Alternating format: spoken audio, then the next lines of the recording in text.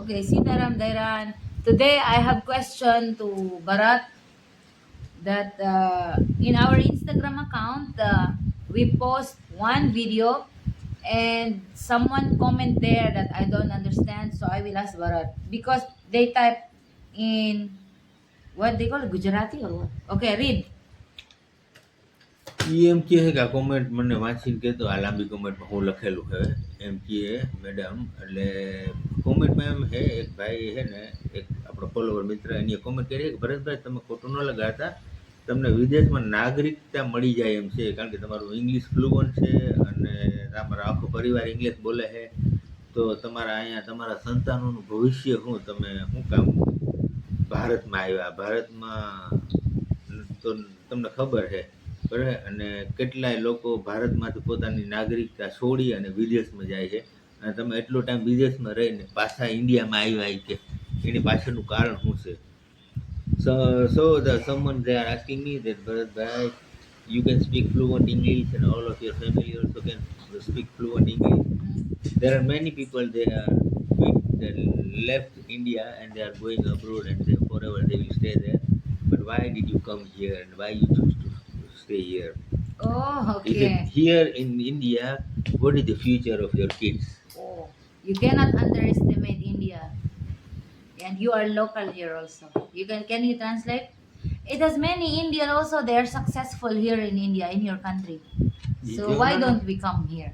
જોનાનો કહેવાનો મતલબ શું છે કે ઈ એમ કહે છે કે Don't underestimate India. ઇન્ડિયા હે ઈ રહેવા માટે સારી જ કન્ટ્રી છે નહીંતર તો એ કે હું થોડી અહીંયા આવું એમ બરાબર એ વિદેશમાંથી અહીંયા આવે છે તો ઇન્ડિયા એ ખરાબ અને બીજા નંબરમાં મારે છે ને મેઇન જે પ્રોબ્લેમ હતો ને મારે એક નાનો એવો ધંધો હતો મલેશિયામાં પોતાનો હું રેસ્ટોરન્ટમાં માલ સામાન સપ્લાય કરતો શરૂઆતમાં તો મજૂરી કરતો હું પણ રેસ્ટોરન્ટમાં મેં તમને આગળના વિડીયોમાં એક વખત કીધું હતું કે હું સૌથી શરૂઆતમાં જ્યારે મલેશિયામાં એન્ટ્રી થઈ ને મારી એટલે પહેલું કામ મારું હતું વાસણ ધોવાનું એક રેસ્ટોરન્ટમાં અરેબિક રેસ્ટોરન્ટ હતી મિડલ ઇસ્ટ એમાં વાસણ ધોવાનું કામ હતું અને પછી ધીમે ધીમે પ્રગતિ કરી વેઇટર થયો અને વેઇટરમાંથી પછી સપ્લાય કરતો પછી એમાંથી મેં પોતાનું કર્યું પછી 4-5-8-10 રેસ્ટોરન્ટ થઈ હતી ને એમાં હું માલ સપ્લાય કરતો રો મટીરિયલ ને After that, we have our own business, મારી right? પોતાની મતલબ ધંધો હતો વિદેશની અંદર અને સારી લાઈફ હતી ને લેંગ્વેજ તો મારી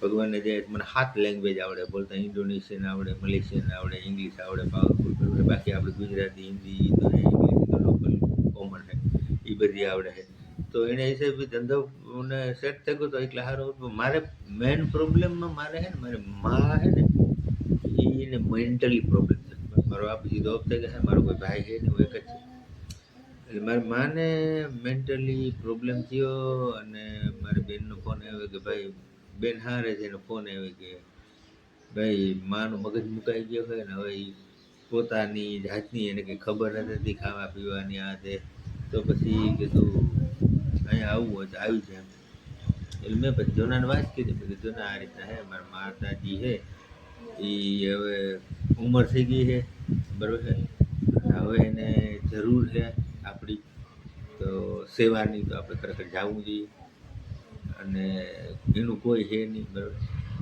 એકલી છે મગજે મુકાઈ ગયો અને ઉંમરે થઈ ગઈ અને સુગર પછી જોનાએ તાત્કાલિક મને એ બાબત પૂરેપૂરો સપોર્ટ આપ્યો મને તો વાંધો નહીં માતાજીની કે તબિયત બરાબર ન હોય મગજ મુકાઈ ગયો હોય તો આપણે તાત્કાલિક જવું હોય કે બરાબર છે એટલે તાત્કાલિક મને કે હાલો કાંઈ બધા હોકેલો કરી લ્યો જે કંઈ હોય આપણો ધંધો બધો અને હવે આપણે કાયમ માટે ઇન્ડિયામાં સેટલ થઈ જવાનું હવે ડોહીમાની સેવા કરવાની છે એટલી માતાજીની મહેરબાની કે આની એમ કીધું નહીં તરત ત્રણે જો ઘરવાળી ના પાડે ને પગું ભરાવે ના મારે ત્યાં રહેવું તો કામ કરવું એટલે કુદરતની દયા એટલી તે આ માણસે એમ કીધું કે ના માતાજીને આપણે જરૂર છે આપણે જવું જ જોઈએ એમ મેં તો કીધું હતું કે આપણે 2 મહિના પછી જઈએ પણ એ કીધું કે ના કે હવે 8 મહિનામાં આપણે જવું એટલે તાત્કાલિક અમે ત્યાંથી મલેશિયાથી મને કે અમે પાછા મારા બાપાને ઘેર જવામાં કે ઇન્ડિયાથી તો પાછું કહી દઈએ ભાઈ કે અમે મારા બાપાને ઘેર જઈએ ત્યાં રોકાઈએ થોડોક ટાઈમ છોકરાઓને લઈને અને પછી ઇન્ડિયા આવીએ અને તું ઇન્ડિયા ત્યાં ડાયરેક્ટ જાય મને જરૂર છે બરાબર એટલે હું ડાયરેક્ટ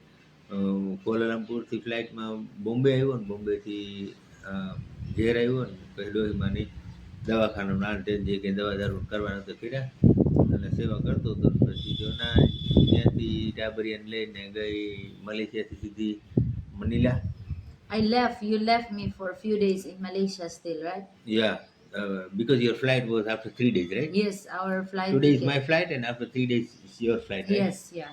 તો 3 દિવસ પછી એની ફ્લાઇટ હતી. હું ત્યાંથી નીકળી ગયો. 3 દિવસ પછી એની ફ્લાઇટ હતી. 3 દિવસ પછી ઈ ગઈ ત્યાં મનીલા અને મનીલા જે Philippines, Bicol. ફિલિપિન્સ, બરાબર, એ ફિલિપિન બીકોલમાં, એ બીકોલ એના એરિયાનું નામ છે. ત્યાં ગઈ અને ત્યાં જઈને રહી એના મા બાપ ભેગી, ભાઈઓ બીનું ભેગી અને થોડોક ટાઈમ. કારણ કે પાછું ઇન્ડિયાથી જવામાં તો કીધું મેળ પડે, બરાબર, ટિકિટ ભાડા એ વધારે છે એટલે બધું જોવું પડે ને ભાઈ.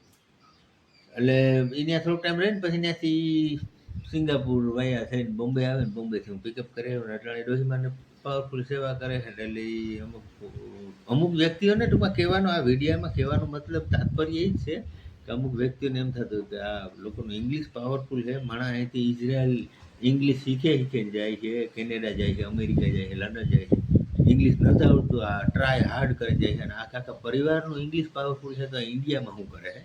એટલે એના માટે આ વિડીયો બનાવ્યો છે કે આ એનો મતલબ આન્સર જવાબ આ છે કે ભાઈ અહીંયા ઇન્ડિયામાં આવવાનું કારણ હું ખરેખર દેહી માણસ છે, બરાબર. ભલે મને ઇંગ્લિશ પાવરફુલ આવડે છે, ઇંગ્લિશ ટ્રેનર છે, પણ મેં હે ને મૂળિયા આજે પકડે રાખ્યા છે ને હું હાવ ડાઉન ટુ અર્થ અને સિમ્પલ દેહી માણસ છે. મારી બોલવાની સ્ટાઇલ ઉપરથી તમને ખબર પડતી છે ને કે હું કોઈ ચૂંચા અને એકચ્યુઅલી ને એવા શબ્દોનો બહુ ઓછો ઉપયોગ કરા.